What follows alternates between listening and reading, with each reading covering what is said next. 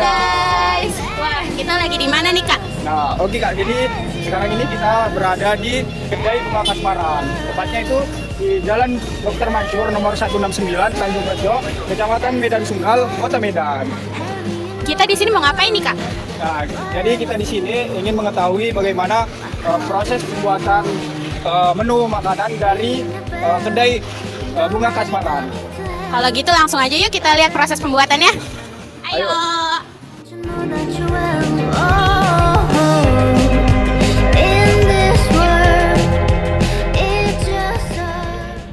Nah guys, jadi ini merupakan proses pembuatan menu makanan ayam geprek kedai bunga kasmaran.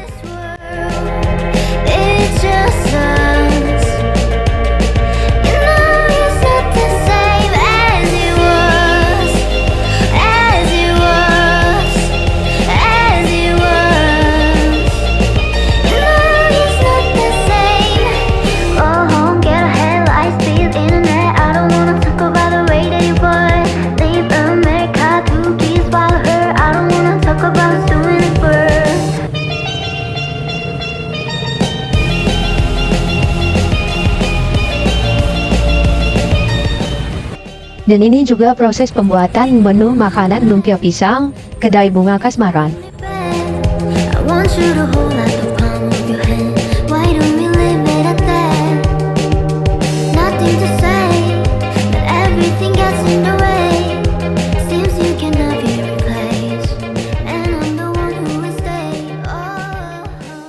Halo guys, aku Wirda Putra Dewiyah lagi di kedai bunga kasmaran bareng sama salah satu ownernya. Nah, biar kita lebih akrab dan lebih kenal untuk wawancara, kita kenalan dulu ya. Perkenalkan, saya Bunga Sinta, salah satu owner dari kedai bunga kasmaran. Wah, nama kakak sendiri kan Bunga ya? Berarti apakah nama kedai ini diambil dari nama kakak? Ya, dari nama saya karena saya buka usahanya berdua dengan teman saya, jadi saya namain kedai bunga kasmaran. Kedai ini tuh udah buka sejak tahun berapa sih Kak? Sejak tahun 2021. Oke, untuk modal awalnya berapa tuh Kak? Dari bahan, baku, alat-alat semua, dari tenda, semuanya itu sekitaran 20 jutaan. 20 juta kan bukan modal yang sedikit ya Kak. Terus kita nih seumuran, kelihatannya seumuran. Nah, modal itu dikumpulinnya gimana tuh Kak? Kayak saya tuh dulu masih sekolah gitu, pulang sekolah kerja gitu, nyempet di waktu kerja sama teman saya juga gitu kan, karena kami berdua jadi sama-sama kerja. Jadi dari penghasilan kerja itu kami sisiin gitu, kami kumpulin. Jadi ada tabungan sedikit, kami gabungin itulah bisa buka usaha ini. Berarti modalnya nih dikumpulin dari kakak masih sekolah, terus kakak kerja, makanya bisa terkumpul 20 juta tersebut. Nah, itu kan untuk modal awal ya Kak. Kalau untuk sekarang ini, sudah 2 tahunan sampai 3 tahunan berjalan, dari tempat ini sendiri ada biaya sewanya nggak Kak? Untuk kalau biaya sewa sih enggak sih, karena kan saya tinggalnya kan dekat sini juga udah orang lama gitu, orang tua juga ada tinggal sini. Jadi kayak nggak ada beban-beban sewa. Oke, kalau untuk dari tempat berarti nggak ada biaya sewa. Kalau dari bahan bakunya nih Kak, di sini kan ada menu ayam penyet, ayam geprek sama lumpianya, lumpia pisang. Nah itu perihal harganya apakah naik turun terus atau naik terus kayak gimana tuh Kak? Awal buka sih ayam penyet kami jualnya 10.000 gitu kan. Karena bahan baku ayam naik, beras pada naik, minyak juga naik. Jadi kami naikin harga ayam penyet 12.000 per porsinya. Kalau untuk pisangnya Kak? Kalau pisangnya, kalau yang original tetap 10.000 gitu, karena kan original gitu. Tapi kalau yang pakai topping aja jadinya 12.000 gitu. Oke Kak, kan ini kita seumuran nih Kak. Pasti Kakak juga punya banyak teman-teman Kakak. Nah, kira-kira ada harga temennya gitu gak sih Kak? Kalau saya sih samain rata aja sih gitu. Nggak ada harga temen, nggak ada apa. Kalau bisa sih sama temen lebih sih kalau beli gitu.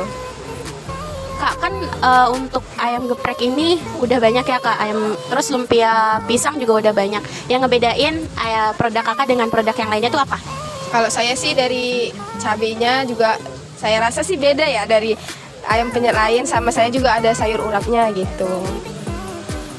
Terus kalau misalnya ada yang mau pesen tuh hanya datang ke sini atau bisa pesen via aplikasi? Kalau kami sampai sekarang sih masih gunain Instagram aja sih sama WA untuk buat story gitu. Jadi orang pesen bisa kami antar juga gitu. Kalau diantar jemput itu kan sama kakaknya ya, itu ada minimal pemesanannya nggak Kak? Ya, kami pakai minimal pemesanan aja, nggak ada pakai ongkir-ongkir. Jadi misalnya agak jauh kami minimalin pesen berapa kota gitu baru bisa diantar gitu. Untuk keuntungannya per hari tuh biasanya berapa Kak? Kalau untung bersih atau kotor nih? Untung kotornya, omsetnya ya, omsetnya. Satu hari ya, kotor berarti omset satu hari sih paling besar pernah sampai 1 juta gitu. Paling sedikit pernah di 500-400 gitu. Kalau konsistennya per hari itu berapa kak? Per hari konsistennya itu sekitaran 700-an ribu gitu. Kalau misalnya untungnya ini lagi banyak, berarti kan stoknya nih habis. Terus itu untuk satu harinya tuh biasanya habis berapa kak? Untuk belanja. Iya, belanja. Untuk belanja sekitaran 350 ribuan gitu. Kalau itu stoknya habis separuh ya. Kalau habis semua itu sekitaran 500 lebih juga buat belanja penuhin semua stok-stoknya lagi. Biasanya sehari ini habis berapa kilo ayam dan berapa tandan pisang gitu kak? Kalau untuk ayam kami karena di sini juga ada nggak semuanya ayam, jadi ada ayam, nasi goreng, indomie, juga ada ipomi. Jadi kalau ayam kami cuma pakai 5 kilo. 5 kilo itu potong 12 gitu, jadi sekitar 60 potong gitu. Kalau pisang satu hari kadang satu tandan itu kadang, tapi kadang kalau kayak biasa-biasa aja mau satu tandan itu untuk 2 hari gitu. Untuk ruginya gitu kak, kan tadi kalau misalnya habis semua gitu. Nah kalau misalnya lagi sepi nih kak, ruginya tuh bisa mencapai berapa kak? Rugi itulah kak, kayak yang biasanya omsetnya yang normalnya 700-an bisa jadinya nanti sekitaran 300 ribuan gitu. Ya namanya rezeki kan, jadi kita nggak ada yang tahu ya kan hari ini apa, kayak gimana, besoknya juga gimana gitu. Pernah sampai yang hampir bangkrut gitu nggak kak? Kalau untuk sekarang sih cuma paling sedikit ya, pendapatan cuma 300 ribu. Itu kalau dibilang kan belanja apa-apa mahal, sedangkan belanja aja kadang sampai 300-an sampai 500-an gitu kan. Itulah jadi barangnya kalau ayam penyet ini kan masih bisa untuk besoknya lagi dijual, tapi kalau untuk besok-besoknya lagi nggak bisa gitu. Oke, nah itu kan dari bahan baku. Kalau dari tenaga kerjanya ini kakak cuma berdua aja atau ada pekerjanya kak? Kalau sekarang sih belum ya kak, masih berdua aja, masih apa dulu. Tapi ada rencana juga sih mau nambah karyawan gitu, jadi biar fokus sama kuliahnya gitu. Oke kak, kan di sini kakak cuma berdua, terus tadi juga niatannya mau buka lowongan kerja gitu. Nah itu untuk tenaga kerja. Kalau dari segi keuangan untuk pembayarannya nih bisa pakai mobile banking dan sebagainya nggak kak? Kalau untuk sekarang sih masih cash ya kak. Tapi kalau misalnya banyak yang minta untuk pembayaran via mobile banking ataupun dan sebagainya, belum bisa ya kak? Iya belum bisa kak, karena belum ada buat aplikasi-aplikasi gitu. Nah berarti selama ini pemasukannya tuh hanya dari tunai. Nah untuk pembukuannya tuh gimana kak? Kak, saya sih buat pembukuannya sih buat pembukuan satu, misalnya ada yang beli gitu, jadi selalu saya catat gitu. Jadi pendapatan hari ini bisa tahu dari bahan baku yang dijual tadi gitu, disamain sama pendapatan hari ini gitu, dihitung dari pembukuan itu. Gitu. Untuk keuntungannya itu sendiri, kakak pisahin nggak ya rekeningnya? Rekening kakak pribadi sama untuk rekening hasil omset penjualannya? Kalau untuk sekarang sih belum ya kak, belum dipisah, masih untuk rekening saya ya udah saya masukin di situ juga uang omset jualan gitu.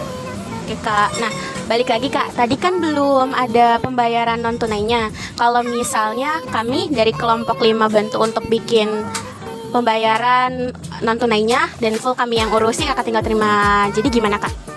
Boleh, saya terima. Sekarang kan lagi musimnya, kita sudah beralih ke pembayaran kris ya kak. Tinggal scan barcode-nya aja. Nanti kalau misalnya kakak bersedia, tadi kan kakak sudah bersedia, terus hasilnya sudah ada, kami kasihkan ke kakak. Cuma kami butuh persyaratannya kak. Kami akan meminta data diri. Itu kakak berkenan atau tidak ya? Ya saya berkenan aja. Oke kak, berarti dari kami akan membantu untuk pembuatan kris. Nah untuk media Instagram, aku kan juga sebelum kesini stalking dulu. Nah di situ media Instagramnya masih nyatu sama kakak dan belum aktif. Kalau kami bantu perihal pemasarannya boleh juga nggak kak? Boleh sih. Kakak juga belum punya logo kan ya? Kalau kami bantu buatkan logonya gimana kak? Ya boleh juga kak. Oke kak, berarti kan nanti kita udah sepakat nih ya untuk kami bisa dari kelompok 5 bisa bantuin kakak untuk pembuatan kris, terus juga logo dan bantu untuk pemasaran di Instagramnya, di media sosialnya. Tapi kami butuh waktu sekitar seminggu kak. Kakak keberatan nggak ya untuk nunggu? Enggak sih kak, silakan aja.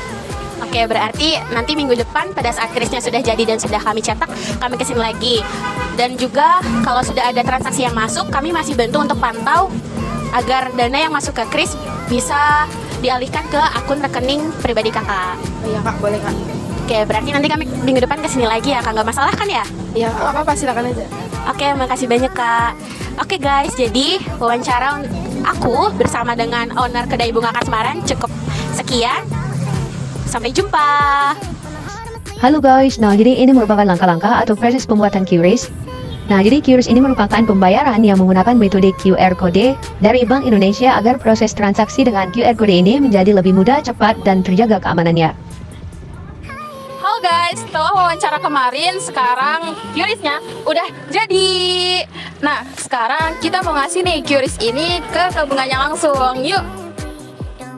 Nah ini merupakan penyerahan QRIS kepada owner dari Bunga Kasmaran. Dan ini merupakan cara ketika kita melakukan pembayaran dengan menggunakan QRIS.